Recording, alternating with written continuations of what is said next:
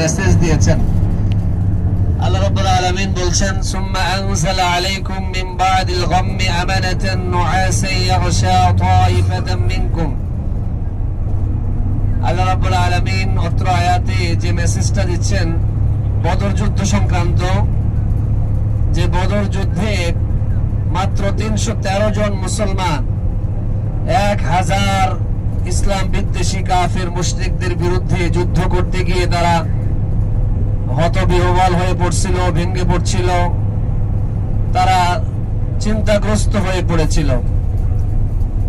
তো সেটাকে আল্লাহ রাব্বুল আলামিন অত্যন্ত সুন্দর উপায়ে দূর করেছেন।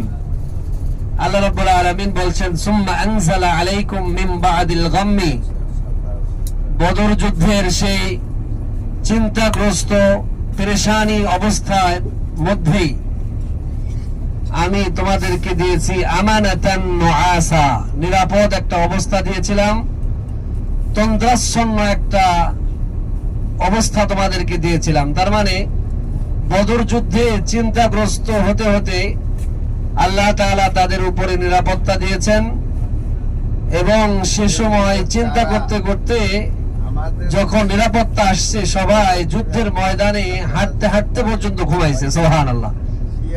তার মানে হেঁটে হেঁটেও এত সুন্দর ঘুম হয়েছে, সাহাবায়ে কেরাম বলেন যে আমরা মনে হয় তৃপ্তি সহকারে ঘুমাইছি হাঁটতে হাঁটতে যুদ্ধের ময়দানে। তো এত চমৎকার তন্দ্রা আল্লাহ তাআলা দান করেছিলেন। তো সেটা দেখে আমাদের মনে হলো যে আমরা বদর যুদ্ধে গেলাম, যাওয়া আসার সময় মোটামুটি সেই রকম তন্দ্রা এবং ঘুম আমাদেরকে আল্লাহ তাআলা প্রশান্তিময় ঘুম দান করেছেন। তো সম্মানিত হাজী সাহেবান, আলহামদুলিল্লাহ কিছুক্ষণের মধ্যেই আমরা মদিনায় পৌঁছবো, মসজিদে নববীতে গিয়ে নামাজ আদায় করব, যেটি রাসূলের স্মৃতি বিজড়িত মসজিদ। আমরা এখান থেকে বদরে গেছি। অনেকের জিজ্ঞাসা আছে যে বদরে কয়জন শহীদ হয়েছিল।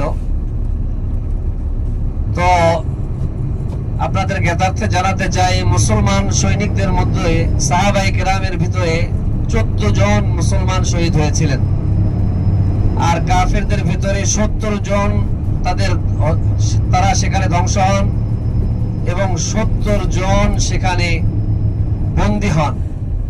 আল্লাহ রাসূল তাদেরকে পরিপূর্ণ নিরাপত্তা দিয়ে তাদেরকে খাবার দাবারের ব্যবস্থা করেছেন, নিরাপত্তা দিয়েছেন, এবং তাদেরকে বিভিন্ন ভাবে তাদের দ্বারা মুসলমানদের উপকার তিনি সাধন করেছেন।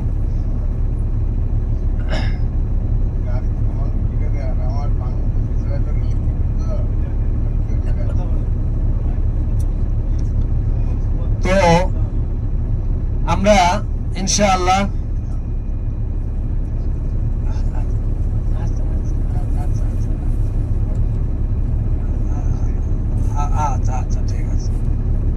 ইনশাআল্লাহ ওই বদর যুদ্ধে 14 জন মুসলমান শহীদ হয়েছিল, আর 70 জন কাফের মারা গেছে।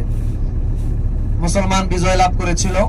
প্রথম যুদ্ধ, প্রথম বিজয়, এটা মুসলমানদের শক্তি অনেক বৃদ্ধি করেছিল, যার ফলে সারা বিশ্বব্যাপী মুসলমানরা ছড়িয়ে পড়েছে। আলহামদুলিল্লাহ। বদর যুদ্ধের নাম বদর কেন হলো? বলা হচ্ছে বদর ইবনে কিনানা নামে এক ব্যক্তি ছিলেন, যিনি একটি কূপ খনন করেছিলেন। ওই বদর ব্যক্তির নামেই বদর যুদ্ধের নামকরণ করা হয়েছে, কেননা তার নামে ওই এলাকাটা প্রসিদ্ধ লাভ করেছিল। আর কেউ কেউ বলেছেন যে না, ওই কূপের নামই হলো বদর, যেটাকে কেন্দ্র করে ওই নাম রাখা হয়েছে। আর কেউ কেউ আবার বলছেন এটা দুর্বল মত, যে ওই পাহাড়ের নামই বদর। কিন্তু না, আসলে ওই কূপের যিনি পরিচালক ছিলেন, কূপ খননকারী ছিলেন, তার নাম ছিল বদর। তো আমরা সেই বদর থেকে ফিরছি আলহামদুলিল্লাহ। বীরে রওহা, বীরে শিফা থেকে আমরা ফিরলাম। মসজিদে নববীতে নামাজ পড়বো, সেখানে আল্লাহ রসুল চলেছেন, কোথায় তার পা পড়েছে, রসুলের স্মৃতি বিজড়িত মদিনা, রসুল কতবার হাঁটাহাঁটি করেছেন, কতবার গেছেন। তার ডান দিকে মসজিদে গমামা, মসজিদে আবু বকর, মসজিদে আলী, যার ব্যাপারে বলা হচ্ছে আলী রাদিয়াল্লাহু তাআলা আনহু হযরতে আয়েশার সাথে মনোমালিন্য করে যেখানে শুয়েছিলেন, হযরতে মুহাম্মদুর রাসূলুল্লাহ সাল্লাল্লাহু আলাইহি ওয়াসাল্লাম আবু তুরাব বলে ডাক দিয়েছিলেন, সেই মসজিদটার নাম এখন আছে মসজিদে আলী। সেগুলো আমরা দেখবো, মসজিদ ঘুরবো, এখানে আমরা স্মৃতিচারণ করব, সাহাবায়ে কেরামের জন্য দোয়া করব, নিজেদের জন্য দোয়া করব, আমাদের পরিবারের জন্য দোয়া করব। আল্লাহ তাআলা আমাদের সবাইকে কবুল করেন। আসসালামু আলাইকুম ওয়া রাহমাতুল্লাহি ওয়া বারাকাতুহু।